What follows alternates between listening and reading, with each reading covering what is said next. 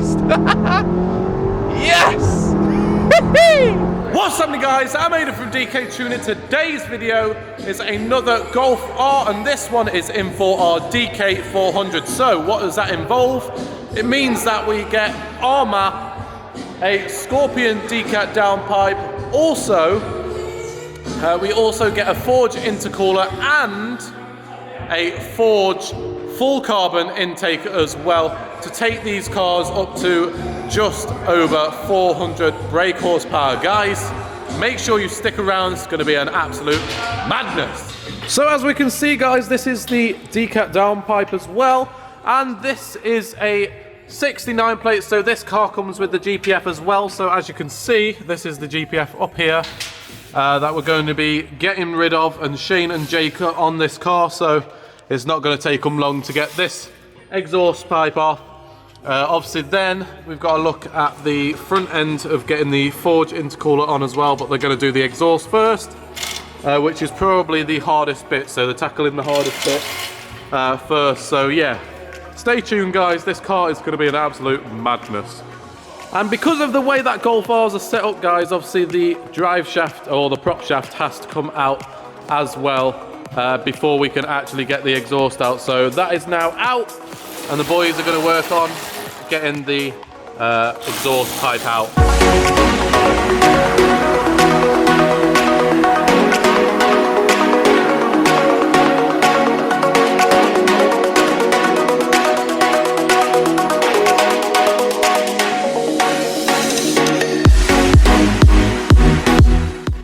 As we can see at the Golf R, guys, the new Forge intercooler is now on the car, so it's going to have some major cooling potential because it is about twice the size of the standard intercooler on the car. So it's going to allow for us to push the power up to 400 brake horsepower, but very, very safely.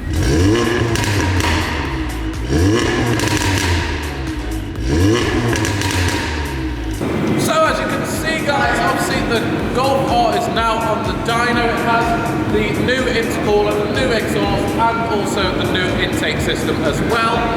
Just before we're mapping it, we're going to put it on Dyno. Obviously now, we're going to drop it down, strap it up, and we're going to do some data logs and a Dyno run to see if it's running stop. Then, obviously, with the data logs, we're going to see where we can push the power, take it out on the road, and see what it's got.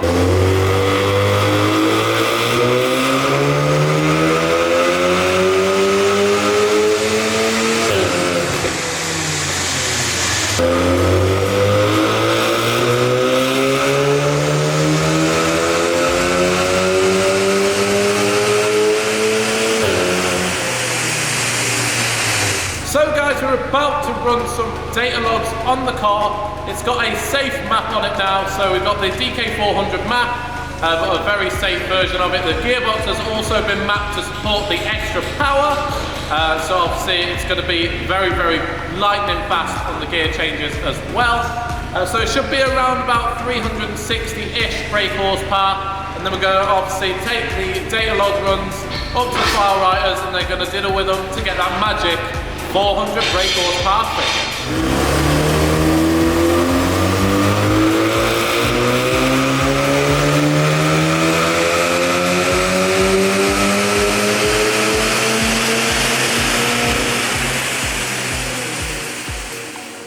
What's happening, guys? So we're inside the car with Shane, our remapper. He's been doing a lot of data logging and dyno pulls just to get the best out of this engine and stuff.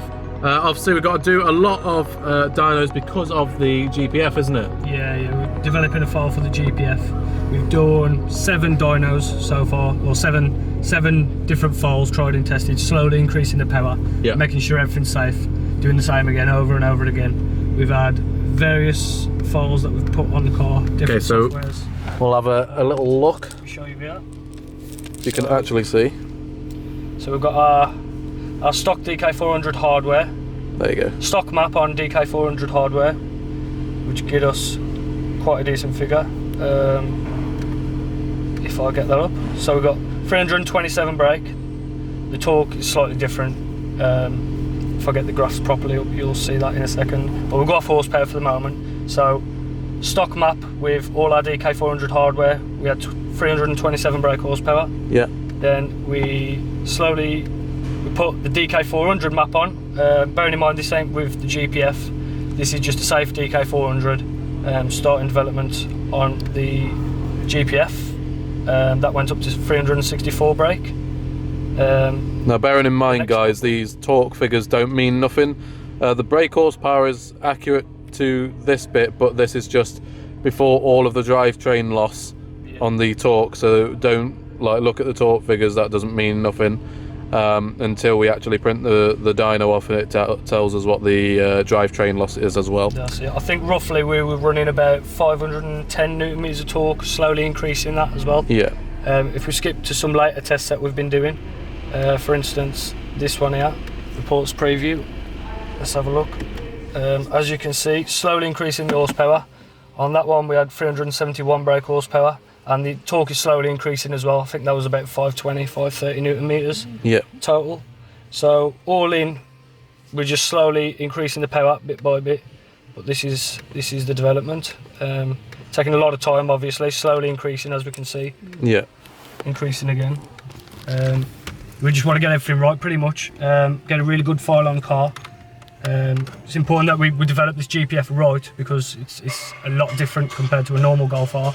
Yeah. So once we've done all the development, then all that time will be worth it, and we should have a pretty good file. And is it all the Golf 7.5s that come with the GPF, or is it pretty sure, yeah. From 2019 upwards, I reckon?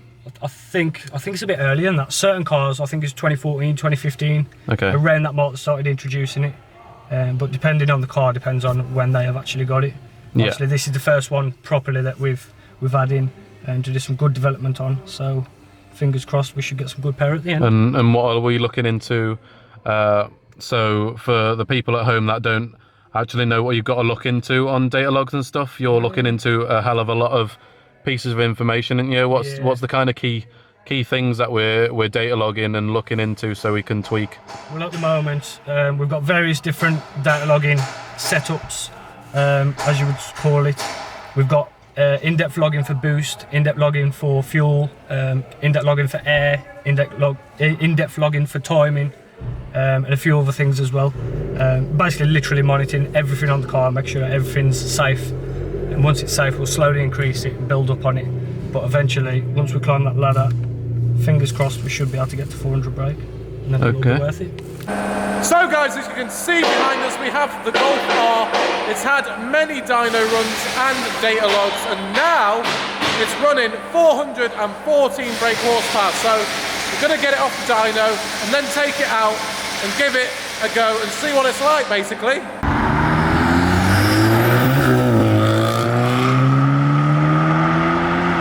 What's happening, guys? So as we can see, we are out in the Golf R with the boss Dan. Gonna get some first-hand reactions to how fast this car is. So obviously it made 414 brake horsepower on the dyno, and we had some really nice data logging sessions on that car as well. So to finish off the video, let's see what it's got. Jesus Christ, it goes off, doesn't it? It's the torque, isn't it? It's all about the torque as well. Yeah. You know, I think its four-wheel drive systems are insane, guys. Holy Christ! Yes! Oh my God! Just keeps pulling, doesn't it? Just keeps wanting to go. It's hard through all the gears, isn't it? Yeah, definitely. Jesus. The newer gearbox than this, obviously the DQ381, compared to the older one, which is the DQ250 and ours. Yeah.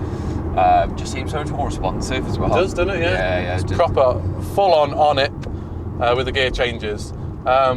You can feel the insane amount of torque in this as well. It literally just pulls you back through all the gears and keeps you pinned to the seat, which is exactly what you want from one of these cars. It handles really well as well. It handles great, but it sounds better than the older ones, I think, because it's got that GPF delete on the downpipe as well. I think that makes a massive difference, doesn't it? It sounds It sounds like it's got a res delete, because it's got no res in now, isn't it? Yeah, exactly, yeah. So effectively, it's just got a back box now, so it sounds better than the old ones. It's not too loud either. It's not like in your face too loud as well. Just when you want it. It's, you know, in cruising, it's quite quiet, isn't it? But yeah, exactly. Yeah. When you give it something, you get that nice sound then. Yeah, it's exactly what you want, isn't it? When you open up the taps, you want to hear it. Perfect blend, isn't it, mate? Yeah. Perfect blend. Jesus Christ! God. It's so on it. It is. Oh, I really want one of these, you know. Even though it's wet, it's just not. Yeah, it doesn't slip or anything. It just handles it really well. Traction is sort of flashing a little bit at me. Yeah. Jesus Christ! Oh, just so on going. it. It's like it just not running out of any steam at all. It just wants to keep going. You can hear the induction kit as well, guys. It's proper roaring from the front. Obviously, as we're getting such cold air. Which also helps on a day like today with it being very cold as well. 1 degree. So it's extremely good weather for this kind of testing with four-wheel drive systems anyway, and it's coping so well. This is exactly what the DK400 package was meant to be, and why we produce it, because it just creates such a well-rounded car.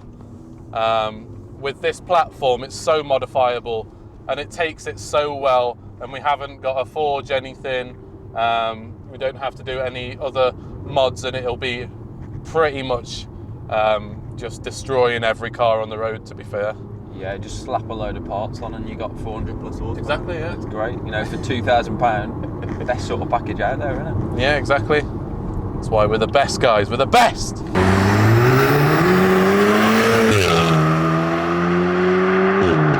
Okay guys, so as you can see, the car is so much faster. So obviously we've gone from around about 300 brake horsepower to 414, so 114 brake horsepower for £2,000, with some very nice looking mods, and also very well supported for this kind of platform. So if you do want this happening to your car, then please do not hesitate to message us on Instagram and Facebook, and you can have a 400 brake Golf R.